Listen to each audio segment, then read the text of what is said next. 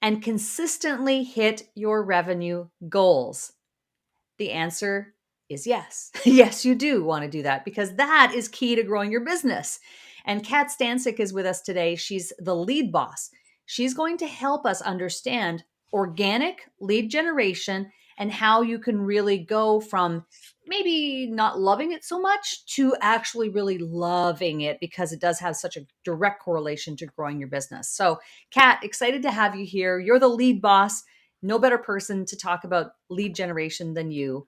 But to start this conversation, I want to start with what is your definition of a true lead? Like I Mm. think about social media, like people, post something on social media and then someone comments. Is that a lead or is that not a lead? Someone Um, you get an impression, somebody views something. Okay, where is that line drawn from your perspective as a lead generation expert as to how mm. we, the entrepreneur, can determine is it a lead or isn't it a lead?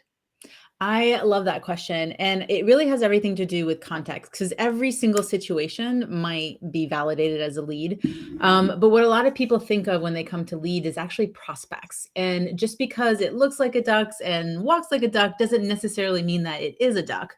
So, I mean, not to say that everyone's ducks, but really what it has to do with is there has to be an energetic connection of some kind. And what I mean is I can qualify you as much as I want in terms of you being a perfect ideal client, but unless you've engaged with me in some kind of way and that we're both cognitively aware of each other, then you're not really a lead. And what I'm talking about really has to do with high ticket sales, because sure, you can have funnels and, upsells, downsells for $7, $27 and all that stuff, but that's not my world. And it's not the world I like to work in. So I definitely focus on quantity over quality.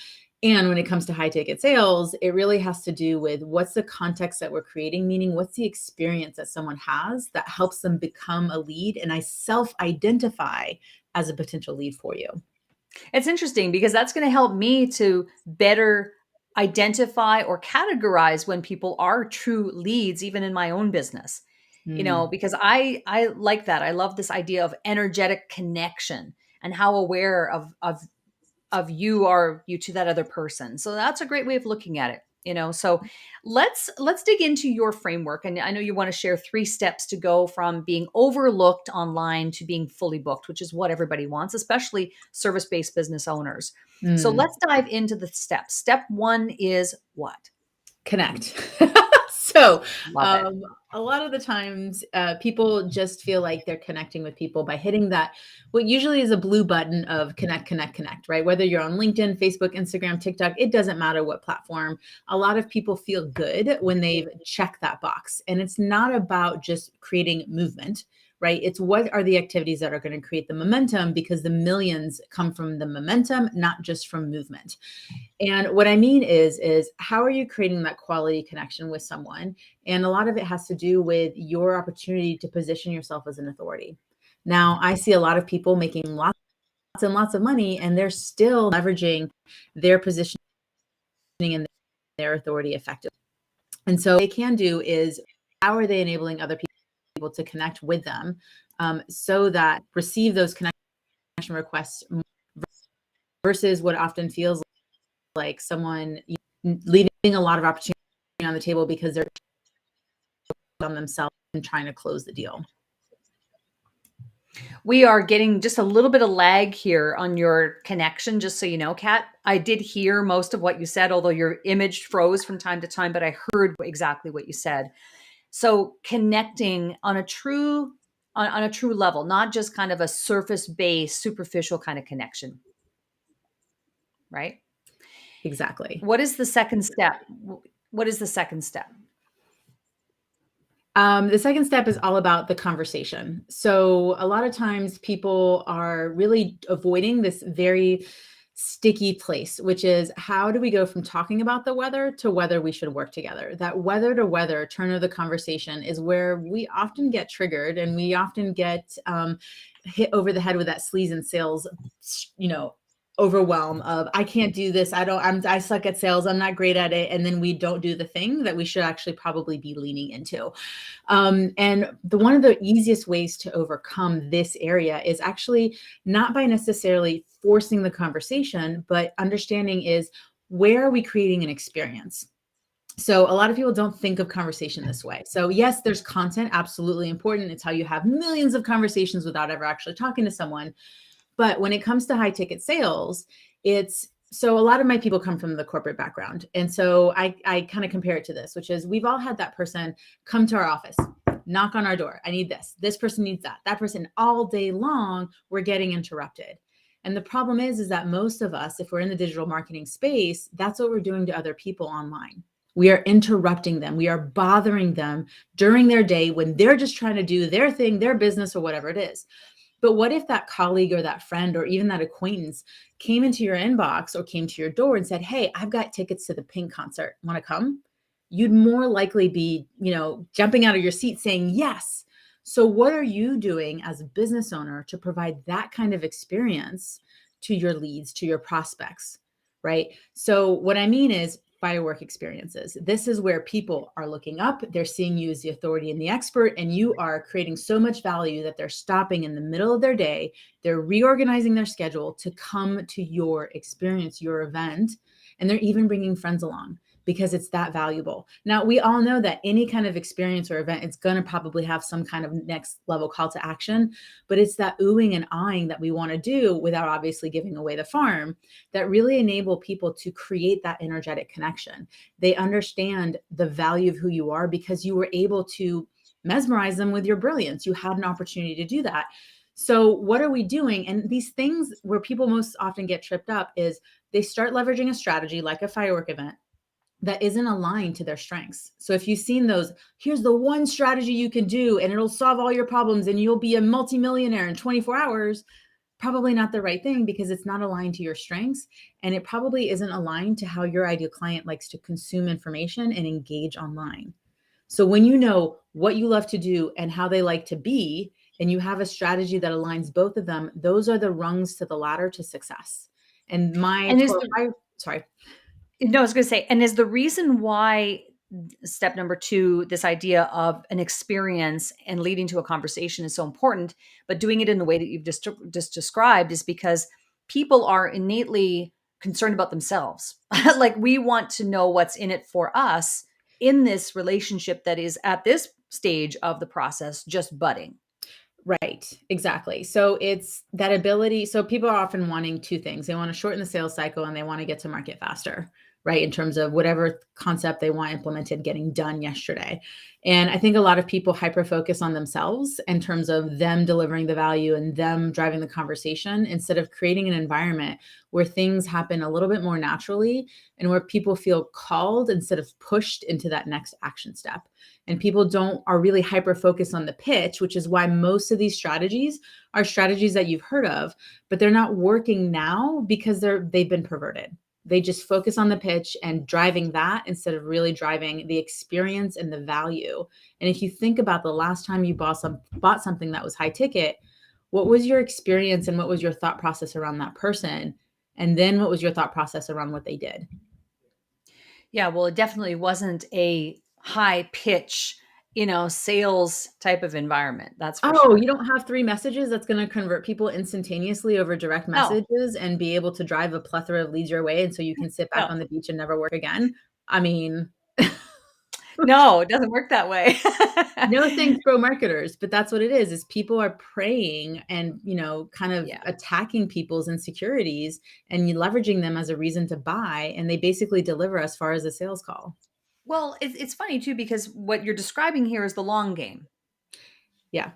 The long game. And so when people talk online about, oh, we're not a get rich quick scheme type of company or, we don't take that position. I think that's the short version, right? It's Mhm. like people who don't want to put in the time to connect properly, create the content that's valuable, don't want to create experience for people, don't want to have lengthy conversations because that's the long way. Yeah, and here's the other thing too, it's that we are actually already all connected to another 100K right now without adding a single new quote unquote Yeah. lead to your pipeline.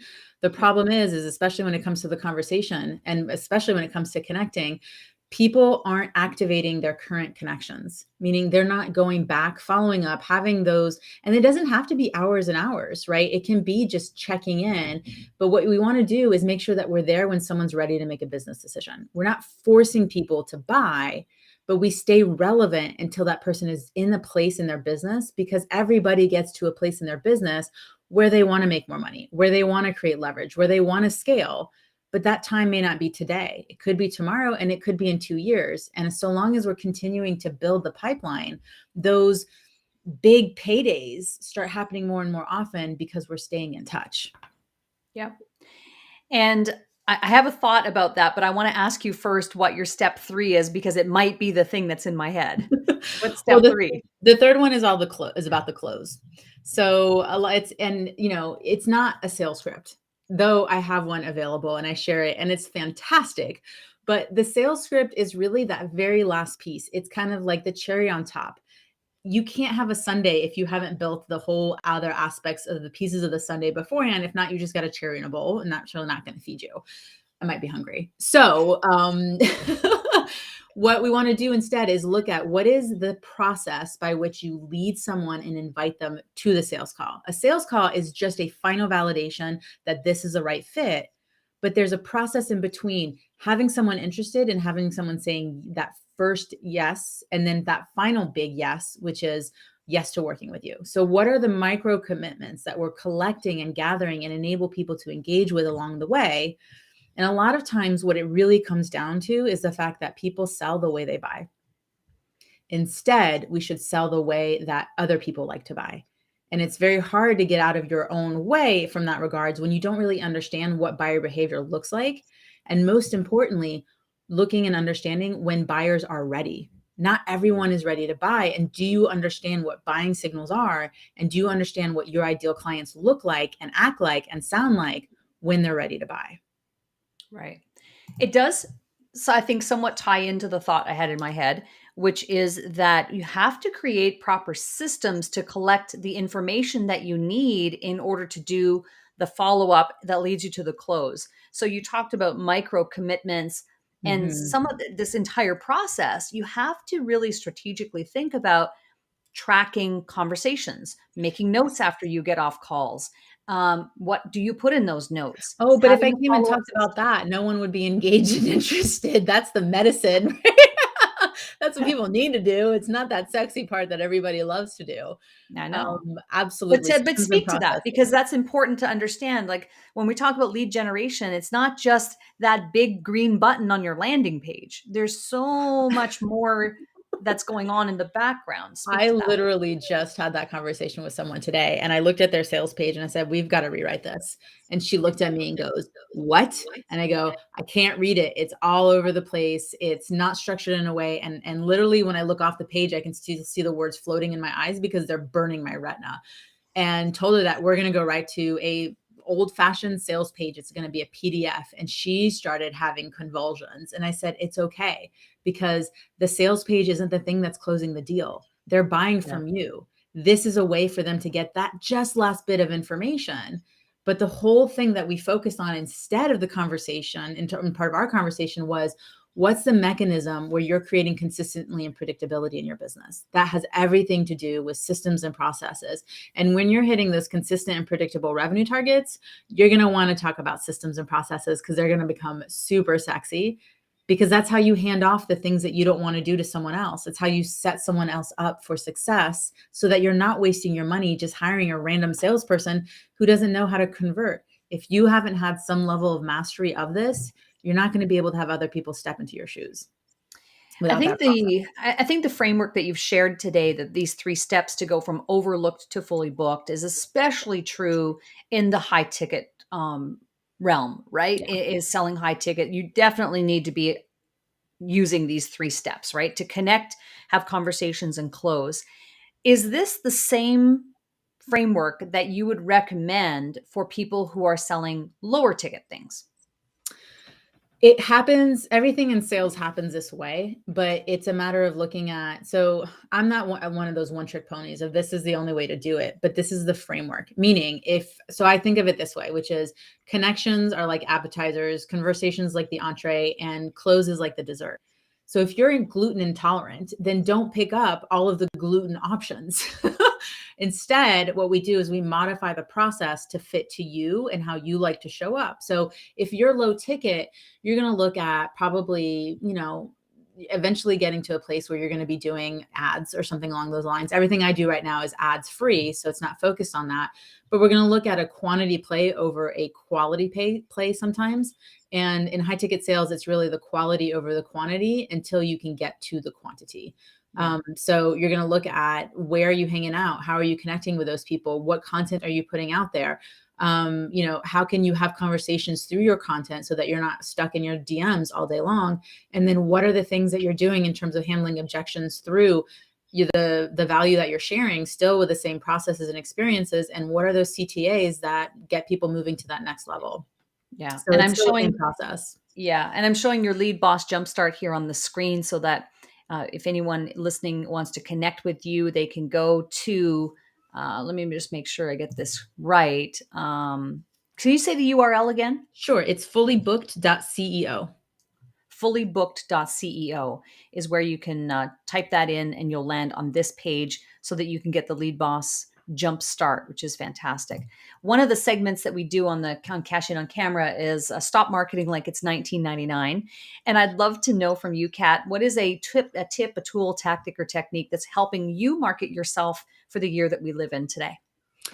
I'm going to say the thing that I think, and just because I'm biased, meaning I'm a woman, that I think really kind of underdoes and undermines what a lot of women are doing in terms of effort and strategy and marketing. It's asking for the sale.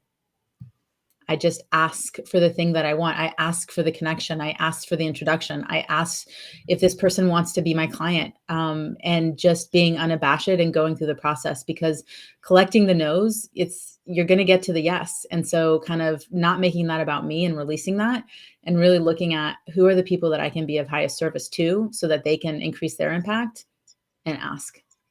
Yeah, I love that. And more women need to do that and not be afraid, ashamed, and shy. You need to ask for what you want. So why And I invented the firework experience process, because I want people to feel like they can step up to the plate more often. And so when I make the ask, it's an easy yes versus having to jump through all these hoops, all these objections, and all these things that delay the sale from closing. right, pre-qualifying. Yeah. Yeah, it's really, really key. Thank you so much, Kat, for jumping on Cash In on Camera today. These are great tips. I love these 3 steps. Organic lead gen is something that you can embrace, that you will learn to love if you use these steps that Kat has shared with us today. So thank you so much for coming on the show. Really appreciate it. Thank you so much.